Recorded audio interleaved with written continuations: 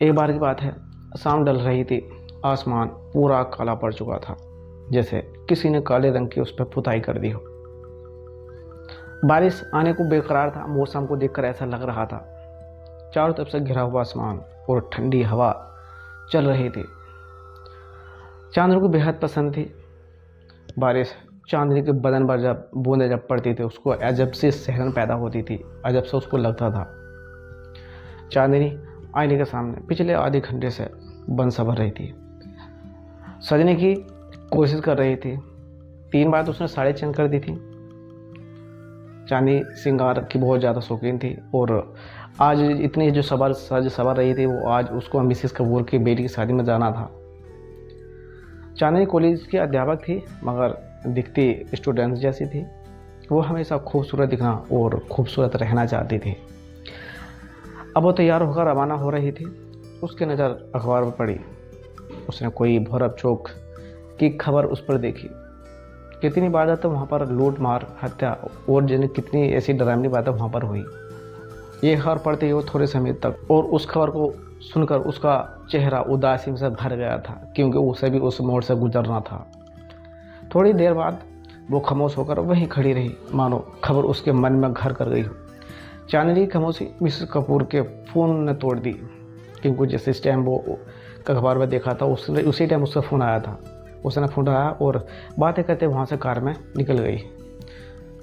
उसको शादी में पहुँचने की कोई दिक्कत नहीं है। शादी में बहुत आराम के साथ पहुँच गई। उसने गाड़ी से बाहर निकलने से पहले एक बार फिर गाड़ी के अंदर बैठे बैठे श्रृंगार उसने कर लिया, क्योंकि उसको लग रहा था शायद मेरे श्रृंगार में कोई कमी आ गई हो शायद, तो उसके अंदर ही बैठे बैठे दोबारा श्रृंगार कर लिया। चांदनी का स्वागत हंसते चेहरों ने सबने किया जो वहाँ पर थे, मगर कुछ चेहरे ऐसे भी थे जिसको चांदनी को पूरी रीत से देखा करते थे। वो चेहरे थे कॉलेज के बदमाश और कॉलेज के स्टूडेंट लड़के, जिनके बारे में उसको पता था। कॉलेज उन लड़कों को 5 से बुलाती थी। लड़कों को छेड़ना, लड़कों के साथ बदतमीजी करना, लड़ना और झगड़ना, वो सब उन 5 के काम थे। इसलिए कॉलेज उसे 5 पापी बुलाती थी। खैर छोड़ो, चांदनी भी उसी हरकतों से भली भांति जानती थी। जो जिस तरीके के वो इंसान थे उसको सारी डिटेल उसको पता थी, इसलिए उनको अनदेखा करके शादी में शामिल हो गई। छोड़ो, कोई बात नहीं, जहाँ जैसे करते तो कोई दिक्कत नहीं। नाच गाना, खाना पीना, गप्पे लड़ाने और विदाई में पता ही नहीं चला कितना टाइम हो गया था। रात के करीब 11 बजे रहे थे। उसे घर पहुँचने में अभी 2 घंटे तक का फैसला तय करना था। उसके पति जतिन का फ़ोन आया। हेलो, कहाँ हो? जतिन ने कहा, मैं शादी में आई थी, बहुत देर हो गई है, बस मिसेस कपूर के साथ अब निकल ही रही हूँ। चांदनी ने बातें ख़त्म करके फ़ोन रखा और उसने फटाफट मिसेस कपूर को वाई किया और मिसेस माथुर को ढूंढने लगी, क्योंकि जब दूसरे साथ जब जाते हैं तो उसे ढूंढना भी पड़ता है कि हाँ हम किसी के साथ आए हैं। पता चला कि मिसेस माथुर तो घर के लिए कब की रवाना हो चुकी हैं। ये बात सोचने लगती है, अब अकेली घर कैसे जाएगी। तभी अचानक से तेज़ बिजली कड़ गई। शायद थोड़े समय के बाद बारिश होने वाली है। उसने किसी की परवाह करे बिना वहाँ से अकेली निकल पड़ी। मगर वो 5 जो स्टूडेंट के छात्र थे वो चांदनी की हर नज़र रख रहे थे। चांदनी उसने बस थोड़ा सा ही फासला तय किया था कि बारिश की बूंदाबांदी आने लगी। चांदनी का मन सोच रही थी, मन ही मन सोच रही थी कि वो बारिश बंद होने का इंतज़ार करे या फिर बारिश में ही आगे बढ़े। उसको जल्दी ही जो सफ़र बीच का था उसको जल्दी ही तय करना था। उसे क्या करना, उसने आगे बढ़ने का फैसला किया। चांदनी की कार थोड़ी आगे बढ़ी ही थी कि तेज़ बारिश शुरू हो गई। हमेशा चांदनी को सिहरन देने वाली बारिश की बूंदाबांदी को चीरती आगे बढ़ रही थी। चांदनी का आगे बढ़ने का फैसला सही था, क्योंकि बारिश बंद हो चुकी थी। जब बारिश रुक जाती तो हम भी सोचते हैं हाँ मैं जहाँ पर पहुँचना वहाँ पहुँच जाते हैं। हल्के से मन का ड्राइव कर रही थी, मगर लगता था आज का दिन चांदनी के लिए सचमुच भारी था, क्योंकि सामने ट्रैफिक जाम था। गाड़ी की लंबी कतार लगी थी, जाम इतना लगा था।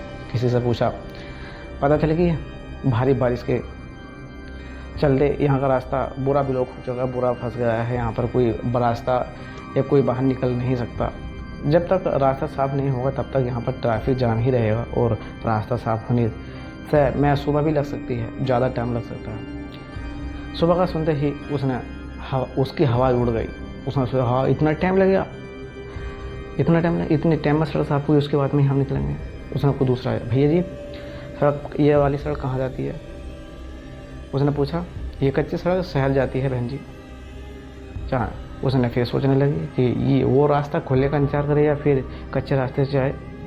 उसने सोचा कि वो कब तक अकेली रास्ता साफ होने का इंतजार करेगी, वो अभी कच्ची सड़क पर तरफ जा रही गाड़ी के पीछे पीछे उसने अपनी गाड़ी लगा दी। इसलिए उसने भी कच्ची सड़क से घर जाने का फैसला किया। अभी भी उसके सिर पर मंडरा रहा था, क्योंकि वो आगे चल रही गाड़ियों के सहारे सहारे अपनी गाड़ी भगा रही थी, जैसे कोई दीपक की रोशनी लेकर अंधेरे में गुजर रहा हो। आगे चली गाड़ियों की रफ्तार तेज होने की वजह से वो सब अचानक कार से आगे बढ़ गई, निकल गई। इतनी बढ़ जाती कि वो सब कारें हेडलाइट से सारे देखी जा सकती थी, मतलब सिर्फ लाइट गाड़ी जलती तभी देख जा सकती थी। उसने भी तक पहुंचने के लिए अपनी गाड़ी की स्पीड और ज़्यादा बढ़ा दी कि हाँ मैं इसके पीछे पीछे जा रही हूँ और मैं इसको पकड़ लूँ, उसके सारे सहारे से मैं निकल जाऊँगी। मगर गाड़ी अचानक से बंद हो गई। गाड़ी बंद होते ही उसका बदहवास सी हो गई थी कि अब क्या हुआ इतनी रात में। वो वहाँ अकेली थी, आगे पीछे कोई भी नहीं था उसके। आगे जाती गाड़ियाँ एक के बाद उसकी आंखों के सामने से गुजर रही थी। चांदनी अब बेचैनी सी होने लगी थी और ज़्यादा धड़कन तेज होने लगी। उसके माथे से डर की बूंदें एक टपकने लगी थी। उसने